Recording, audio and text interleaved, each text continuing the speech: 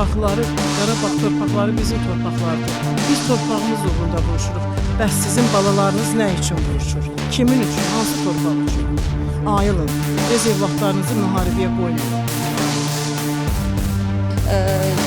Yəni dalaşsınlar, neynəyirlər, eləsinlər. Əsas odur ki, bizim torpaqlarımızdan çıxsınlar.